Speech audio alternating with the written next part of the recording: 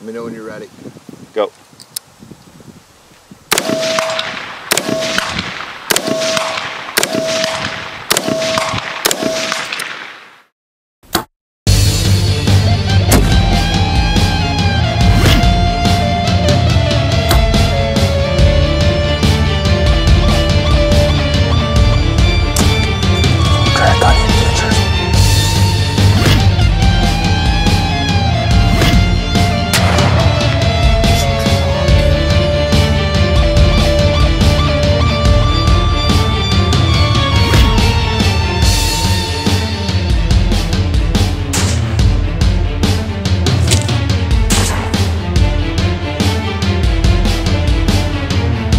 Justin Haas, you just smoked a good buck, brother.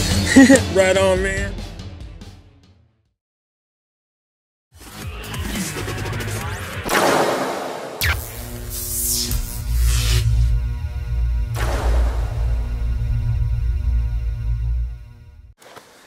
And that's the Maximum Ordinate Precision Mark II muzzle brake. We've designed the brake specifically to enable faster follow-up shots. You know, in a situation where, you know, you might be up against a big game animal or, you know, anything that's been known to charge and kill people, your second shot, or in some cases, your third and your fourth, are going to be more important than your first round connection. And so what we've done is we've changed the way that the front end of the gun distributes gas to keep the gun on target better, enabling you to shoot faster. Well, now I'm up to bat. I got my 30-06 and I'm going to attempt to shoot the steel from, we're just right now about 100 yards. But what I'm going to do is just shoot this to show you guys that's watching this, if your .6 or your 7mm or any Magnum cartridge kicks too much for you to shoot, I'm going to show you how easily it is to shoot a 30-06 with the MK1 brake from Maximum Ordinate Precision. You ready? Oh yeah, let's do it.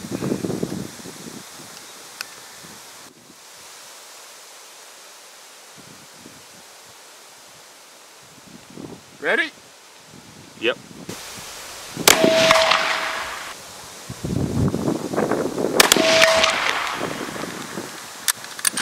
Now with the MK1 brake on my .6, at 110 yards is what we have this measured out. My scope does not leave the target, and it's so easy to shoot. I swear it's like shooting a .243. And that's after Andrew put this brake on my rifle. I might consider about shooting a deer this year with it versus my bow. I mean, I might. I'm definitely going to do a lot more shooting throughout the summer. We're going to get some long range. Andrew's going to go ahead and go through this gun and do what he does best and build a chassis system, put a magazine on it instead of the drop down plate. We're going to do a little bit of trigger work and hopefully put a new scope. But for what it is, I mean, you can't beat it. I'm so confident with this rifle right now, it's stupid. So one of the important things that I want to demonstrate, again with the ability to have a fast follow-up shot, we're going to see exactly how long it takes me to put 3 rounds into an E-type silhouette at 300 meters, which is, for some branches of the military, that's the furthest they'll ever shoot on a qualification course. So 300 meters is a pretty solid benchmark standard. And notice all I'm using is a bipod and the same sand sock I would be using if I were on a known distance range or what have you now. So yeah, 3 rounds, fast as I can get them there.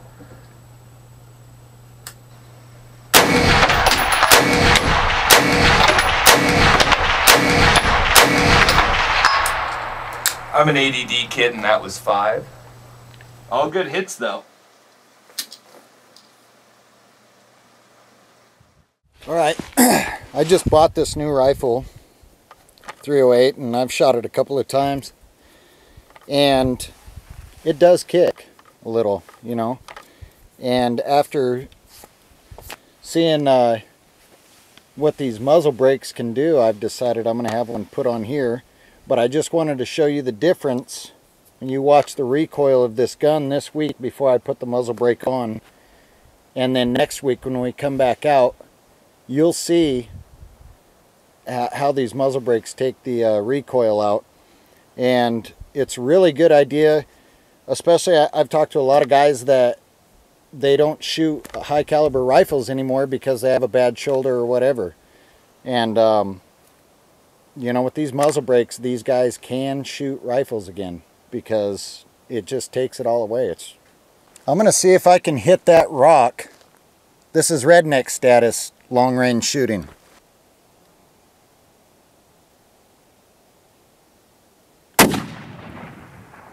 Low, you're about 2 feet in front of it.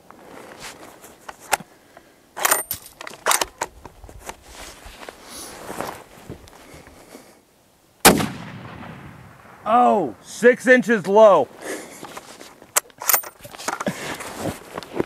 My scope was completely off of the target. I mean, I held steady, and I was actually holding about 2 feet over that rock probably. Sounds about right. And as soon as I squeeze the trigger, the gun just wants to jump. So I can't wait to have that muzzle brake on there. She's all yours. All right, well, you can see I've got my new muzzle brake on this 308, and we came back out to shoot it. This will be the first time shooting it. So we were shooting at 485 last time, something like that, 450. And my scope would leave the target after I shot. So I'm gonna give it a shot and see how this muzzle brake works for me.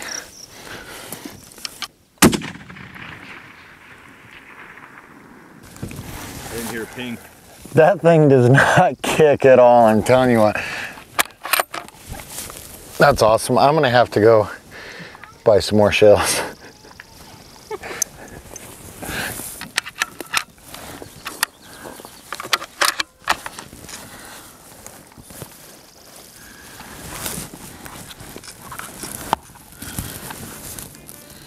So what we did with this muzzle brake is we put we angled the front baffles so that it's directing the gas straight to the sides when you're firing to make it a little bit safer for the people around you. 90% of the muzzle brakes on the market channel the gas back at a 45-degree angle, which is really painful for the people next to you. And that wouldn't have eliminated the muzzle rise if we'd angled them that way. So we put the slots in at the angles going top to bottom like that, and then punched the 3 holes in the top, and that's what keeps you down on target. So the holes in the top are what gets rid of the muzzle rise. The holes in the side are what gets rid of the recoil. Now mathematically we're reducing your recoil by about 70–75% depending on the cartridge, and we're completely eliminating muzzle rise. So when you were firing, how high was the gun coming off the target? Oh, not much at all. Should have been, at 400 meters, it should have been moving about 6 to 7 inches total on the target. Sounds about right. And that's exactly what we were going for. I mean, one of the key features with this one is it doesn't affect accuracy negatively. I mean, sometimes, you know, you get what's called a chaos pocket in the front of the brake, and that's, you know, okay on a gun. You're only going to be shooting 150, maybe 200 meters. But this, if your gun was sub MOA before we put it on, you're still shooting sub MOA now.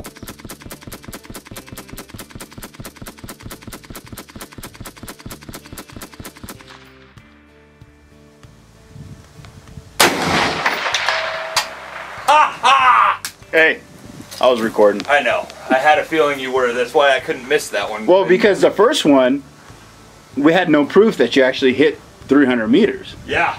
See? No, that was definitely, hey, bro. Now we have proof 300 meters freehand with a heavy AR platform that weighs what? I think that thing weighs close to 15 pounds. Yeah, it's like 13 and 3/4 by my last weight. Yeah. I like it. Yeah, I'm pretty happy with that actually. That works.